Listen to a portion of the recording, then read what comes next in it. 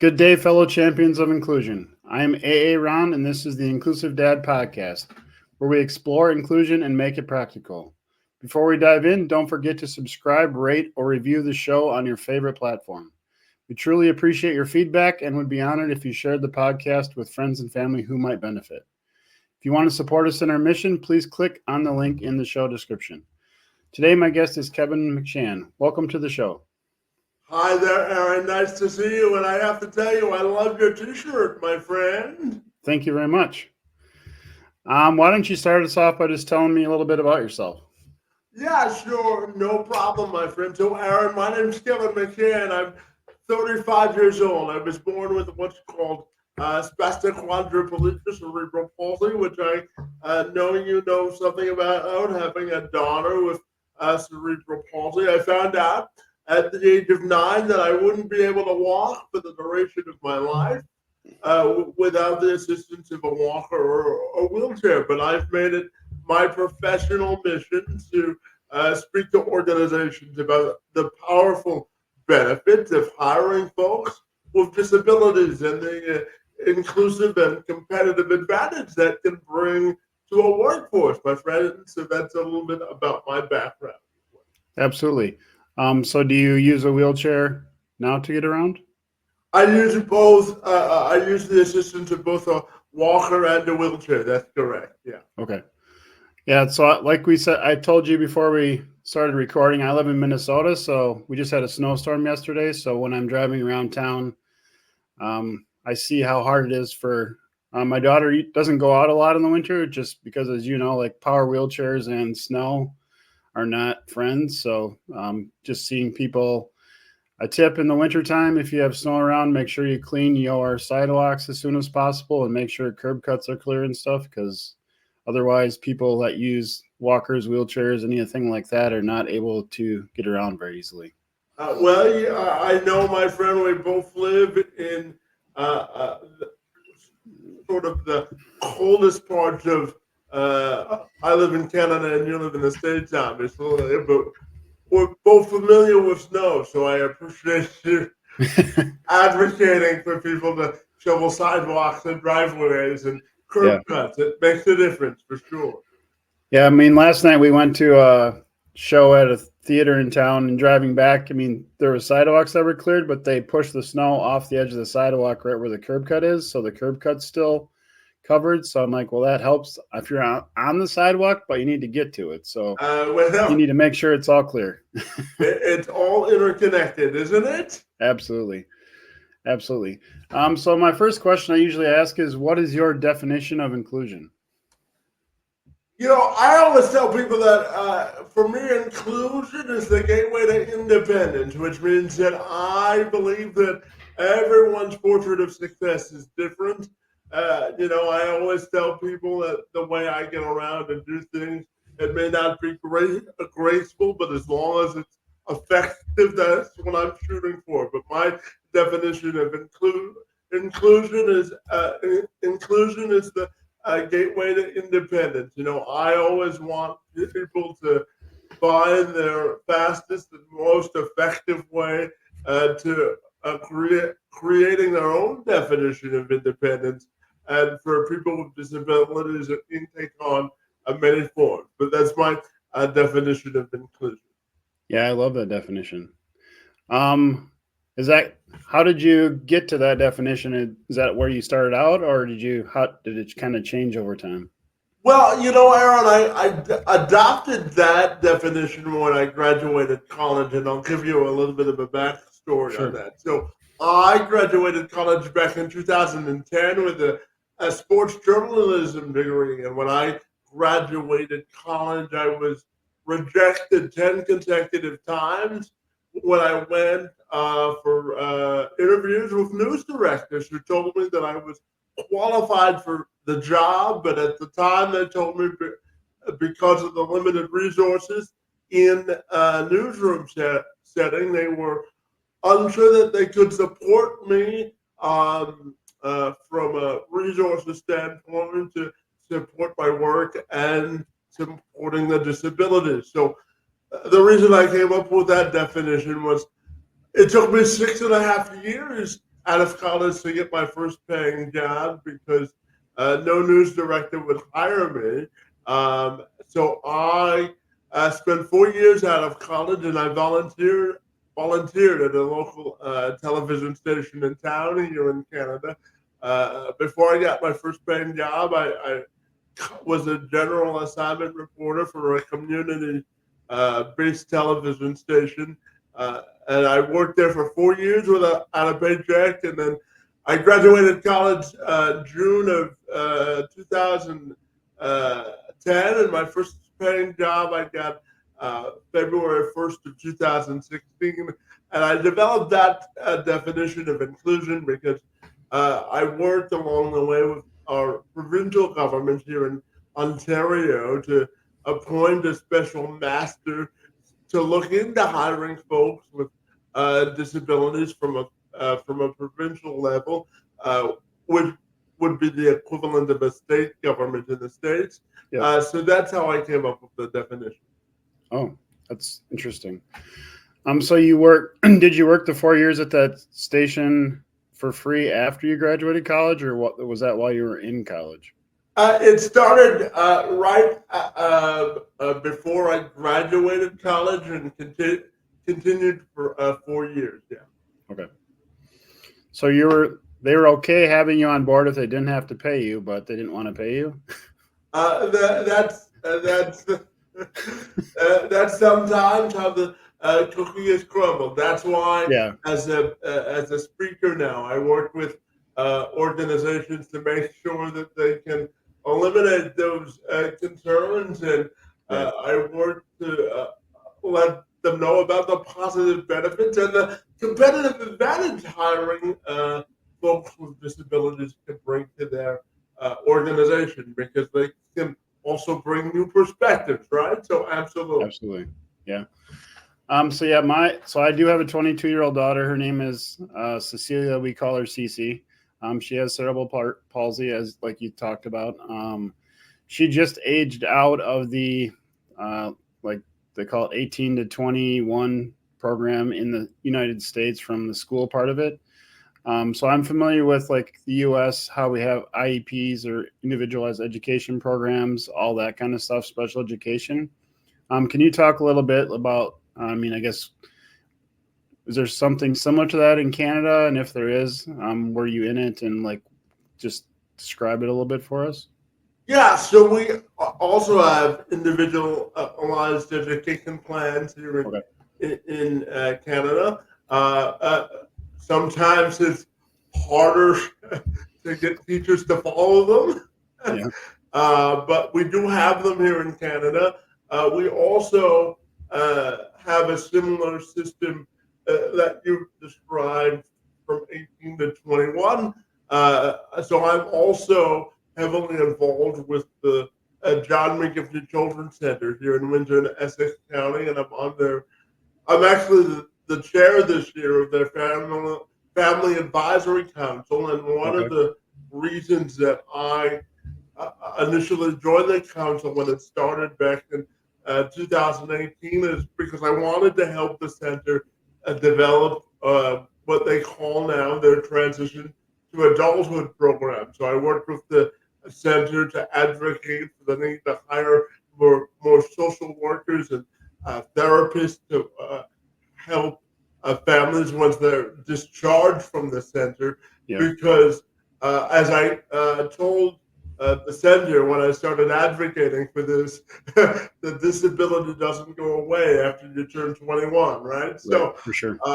yeah, so we've worked hard here in Windsor and Essex, where I live, to develop a transition to adulthood program. And the John McGiffey Children's Center does magical work. There are about 3,000 to 3,200 kids that they support throughout the center.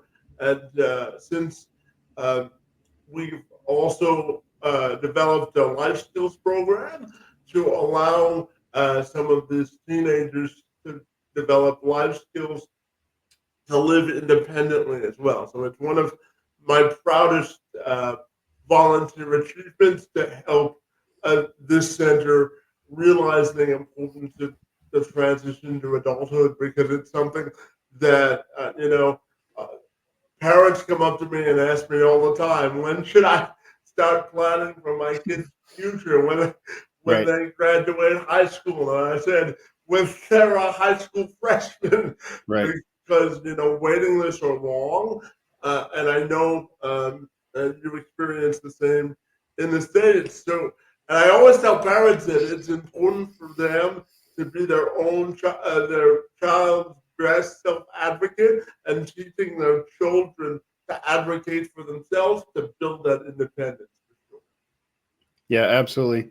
Yeah, that makes a lot of sense because I mean, my story, how I got into inclusion, the inclusion shirt, I have inclusion tattooed on my arm. My daughter, because she has cerebral palsy, uses a wheelchair, also has epilepsy, had cataracts removed when she was 2 years old. So she's legally blind, just all those things together. I didn't know anything about special education. So um, the school suggested, and we agreed to it because I didn't know any better, to send her to a segregated classroom across town and then trying to get her, kind of included after that. So as much as I didn't like the school stuff and having to, like you're saying, just because there's an IEP doesn't mean they're following it all the time. And my definition of inclusion was not the same as theirs. Fighting in the school system, like once they age out of it, that's a whole different ballgame with way less, supports and resources, even in the States. So it's just, yeah, the earlier you can start planning, like the after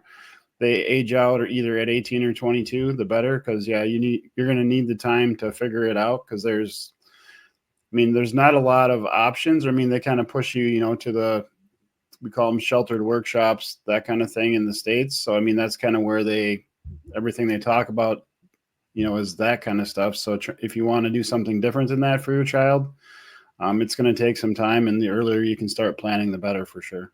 Yeah, the last thing I would say on that is here in Canada, or at least where I live, we also, both of our major school boards have something called Planning for Success Life After High School. Okay. Uh, and I think that school boards have to do a better job of advocating for special education in terms of life after high school, in terms of helping parents and those students build for the future. And I also have to say, I don't know how it is in the States, but I know here in Canada that support staffs like educational assistants and PSWs, the school board and those agencies need to start paying those Yeah. professionals more money, because, as you know, it's ruling work and they have to be respected for the work that they do. So I think the school boards have to do a better job of advocating for the importance of special education, and governments and schools need to fund it better, for sure. Yeah, absolutely. Yeah, it's the same issue in the States. I mean, like we call them paraprofessionals or educational assistants. Yeah, I mean, the pay for that is not good. My daughter needs assistance, with daily living tasks at home. So I mean, like we call them personal care attendants in the home. Those people don't get paid enough. So just it's good that she lives with her mom. She takes care of her, and then I take care of her when she comes to my place. But it's just I'm getting older, so at some point we're going to need other people to be able to, help care for her, and the pay is not the best for that. And there's this huge shortage of staff that work in that area too. So it's good she's able to live at home. It's just how long can you do that, and you need the staff to be able to continue that. So Yeah, Aaron, they often say that it takes a village to raise a yep, child, and for sure. when you have a disability, I always tell people that there's no 50% off policy when you have a disability. It's not like you can return it to the store, right? Yep. So it's important to advocate for those types of programs. I know here in Ontario, we've developed a program our provincial government has called a direct funding program, which is funded by our provincial government. So it would be the state equivalent for you in the Yep. States. but the way the program works is I get money um, from the provincial government every month to hire Yep. support staff. And that way you can build relationships and you can build relationships of trust with the people that you entrust to take care of your children. And it's important to have these programs because without my personal support staff, right, I Yep. wouldn't have much of a social life or a Yeah. personal life. So it's important to fund these programs, as you know, for sure. Yeah, for sure. Yeah, we have something similar in the States, and yeah, it is there to help, support, hire those people. Just we live in a town of around 25,000 people, which isn't too small, but I mean, if you get out in more rural areas, I mean, the staff there's just not as many staff, so gets a little bit difficult, but yeah, there is similar programs. And like you're saying, I mean, I don't know if it's money that we need to pay more or just kind of in general how people view like that, that job or that career. Maybe change how people view that. It is a worthy career. It is a good place to work and that kind of thing as well, probably. Yeah, Aaron, I do think it starts with pay equality and the recognition of how important the work is. Right. People want to be valued and respected for the work that they do, and they do have to be paid more for sure. Yeah, absolutely. How do you think we can foster a culture of inclusion and diversity? Well, I always tell people when they ask me that question, it's an ongoing conversation, and I always say that we've got to increase the education awareness of the whole idea of diversity, equity, and inclusion. And what I mean by that is we have to uh, increase the urgency of the importance of the issue. And the way we do that is by having conversations like we're having this morning and to provide an analysis of why this is so important and then capitalize on the awareness. So when we talk about having awareness, it's about creating conversations of what I call consequence. It's one of the reasons I started my own podcast because I looked at the world and I said, we have to create more bridges of unity and understanding. So when it comes to inclusion, it's continuing the conversation and it's also knowing the value of uh, the value that people with disabilities can bring to society. 92% of consumers support businesses who hire folks with disabilities, but uh, when we look at how many people with disabilities are gainfully employed, in the States anyway, 7.2% of people who were looking for jobs were employed last year, compared to 3.5% of people with disabilities who are looking for work. Here in Canada, there are over 740,000 people in the province of Ontario who are looking for work, who are able to work, who want to work, but because of a lack of opportunities in the workforce, they're under or unemployed. So it's on the business community to make it a priority. It's on all of us to have a conversation about inclusion. And from a government level, it's about uh, opening up avenues and opportunities for politicians to care about this issue and put it on a platform of significance that moves the needle of progress significantly forward. Yeah, that's so 740,000. Is that people with disabilities, or that's just everybody that's looking for work? 740,000 Canadians in the province of Ontario who are currently able and looking for work, but because Okay. of a lack of opportunities in the workforce, they're under or unemployed, Okay. not by their own choosing, but because of a lack of opportunities. So we have to create more opportunities for advancement and when we talk about that, I tell organizations that they have to make it a level of commitment and make it a priority within the organization because, Aaron, in life we make time for the things we prioritize, and Right. it's important Yep. to prioritize this. Yeah, that is for sure. That is very true. Absolutely. So when you were in school, were you included, or what did that look like for you? Were you in with your peers, or were? Yeah, so for the first couple of years of my life, I was uh, a part of what we. So the John McGivney Children's Center also has a school Okay. for kids with disabilities. So for the first couple of years of my life, I attended that school, and when I was able to go to actual kindergarten, I was integrated in uh, uh, a regular school, and then throughout school, obviously I had accommodations, like I had extra time to write Yep. tests if I wanted. I could go to a separate room to take exams when I got to Yep. high school or test. But yeah, when I went to school, I was uh, in a regular classroom starting from kindergarten all the way until I graduated high Awesome. Well, that's good to hear.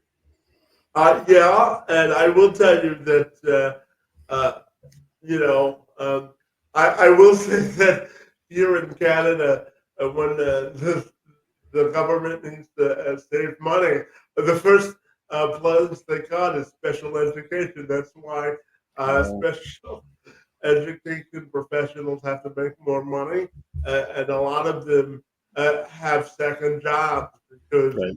it doesn't pay enough to pay the bills. Right. Everything goes up except for wages, right? So Right.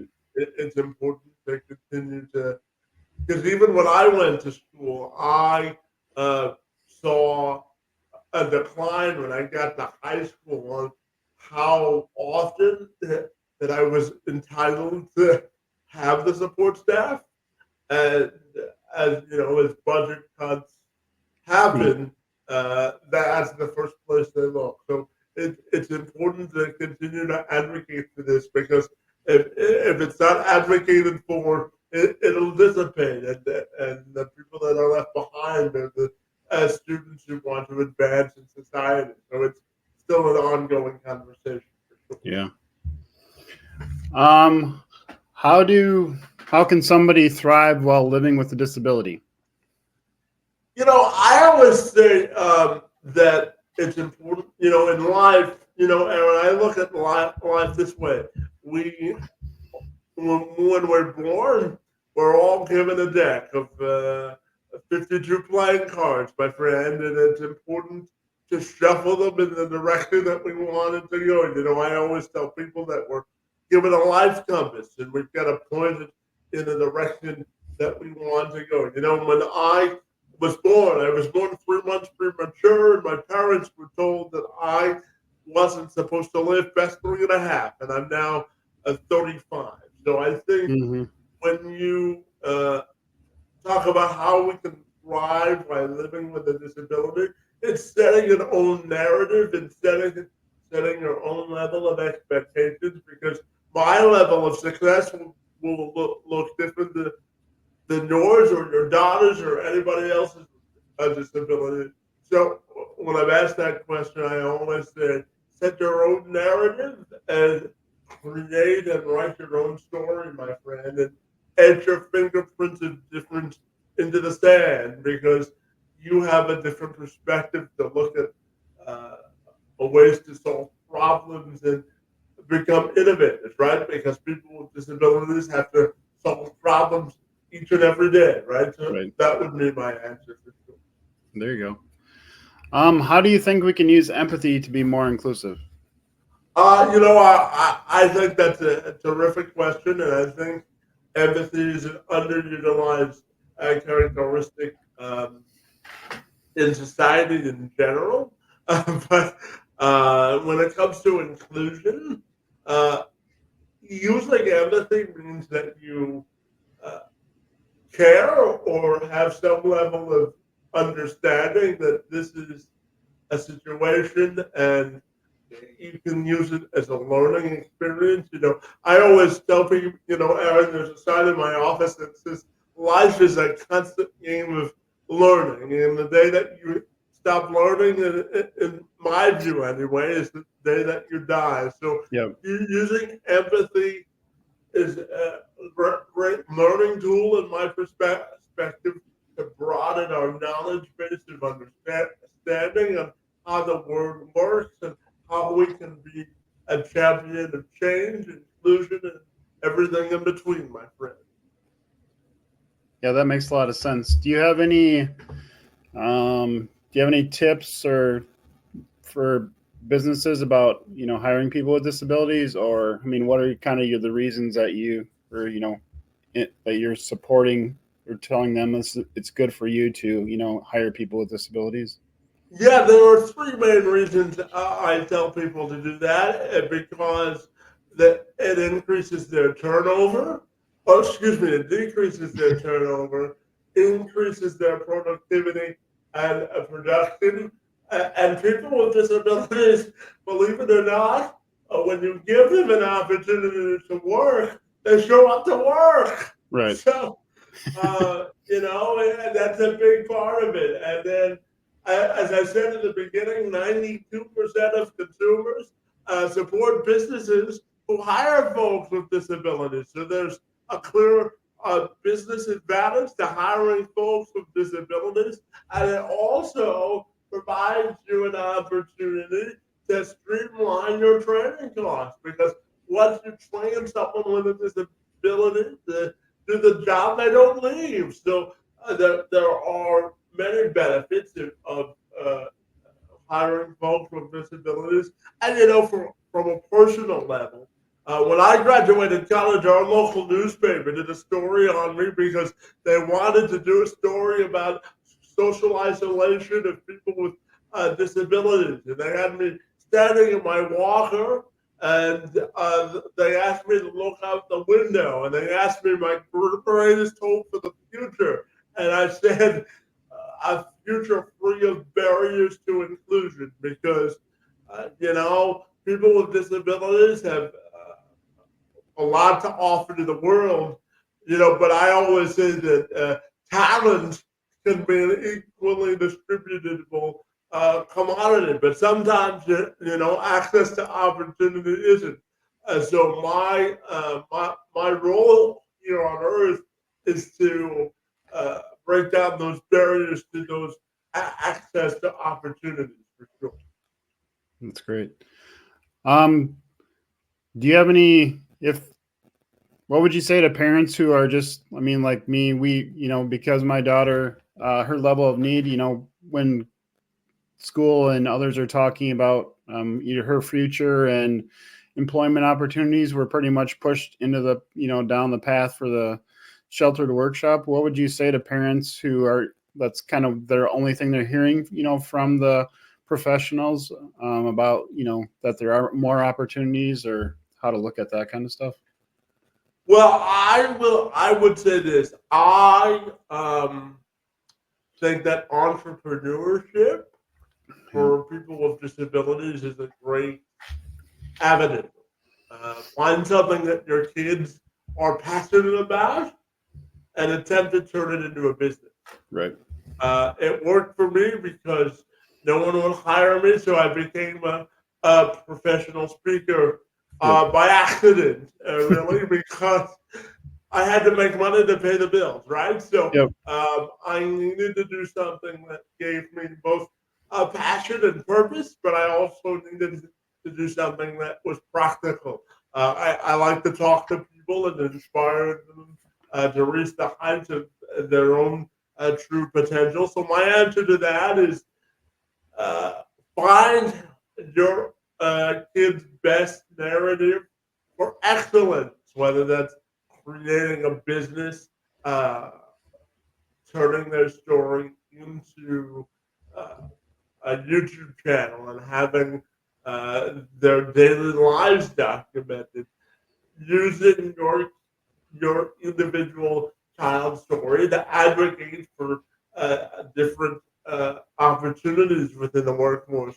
I used to be, uh, first of all, the lead job developer at the YMCA here in Windsor, and I also served as the lead ambassador for something called the Discoverability Network, which was the province of Ontario's first online job matching portal for Mm-hmm. people with disabilities and employers to get connected. And when I did that work, Aaron, one thing I always told employers that it's important to fit the skill sets of the person rather than trying to pigeonhole them to fit a job description. Sometimes, Yep. uh, sometimes, making accommodations. We did a study when I worked at the Ontario Chamber of Commerce, and it found that 80% of accommodations cost less than $500. So it's important to always value the skills. I would tell employers to value the skills before they value what they put on paper as a job description. But to answer your original question about what I would tell parents is to find whatever the definition is of success for your child and find the best and most effective way to turn that into a revenue stream, if that makes sense. Yeah. Yeah, that makes a lot of sense to me, and I agree with you 100%. I think that's what I've been thinking about too. Is I was thinking about more. I mean, my first job was with a large corporation, and I was in the tax arena Mhm. in there, and I went to meetings where they would talk about how do we set up, multiple companies to avoid paying tax and that kind of stuff. And I was like, I think as parents of, a child with a disability, I think we need to maybe push the envelope a little bit on, what we can do in the existing, like framework to like, other business, places do that. I mean, why can't we try to push it a little bit? I mean, like you're saying, entrepreneurship, I agree with you. I think it's a great way to, have person with a disability do something quote unquote non-traditional, to contribute, make money, make a living, that type of thing. So that's 100%. I agree with you on that one. Yeah, the last thing I would say about that to parents is use innovation as your best friend to progress.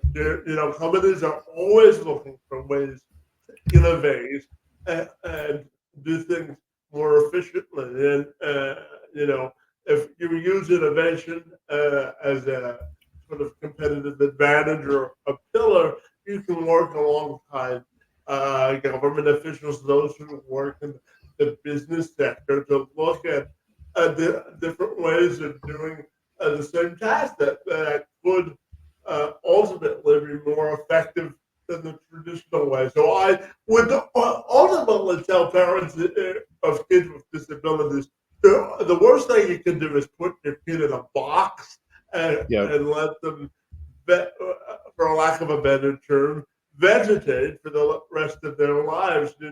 There are advantages to, you know, uh, those programs for people that need those sort of environments, but there are also benefits for uh, uh, not taking no and using innovation as a catalyst for progress. Absolutely. What is one tip you can share my listeners to help them be more inclusive today? So something simple, like they don't have to pay for it, don't have to take a class to learn it, just something simple to be more inclusive. Ask the person. That's my that's my piece of advice. For people that don't know, want to be more uh, perceptive to this idea, is be open to learning and asking people about their disability. And I have to tell you, I'd much rather someone ask me about what my disabilities are and and how they can help, rather than assuming that I can do something without even asking me about uh, the way that I define success. So as people get involved, get educated about the issues that are pressing to that community, and be an ally to advocating for inclusion, whether that's advocating for your employer to hire people with disabilities, whether that's giving them access to social inclusion and capital. You know, Aaron, one of the reasons I started my podcast was sometimes with my disability, you know, I only get a limited number of support staff hours a week. Yep. And sometimes it's harder for me to leave the house when I don't have support staff. So Yep. I started a podcast because that's a way of social inclusion for me. So find ways to help uh, socially include people with disabilities and ultimately include them in the workforce. So that's what I would say. That's great. Can you share a little bit more about like your podcast, what other stuff you do, and then where's the best place for people to find you? Yeah, so my podcast is called Let's Have This Conversation. You can find it wherever you get your podcast or on YouTube. You just type in Let's Have This Conversation and my name afterwards, and my podcast comes up.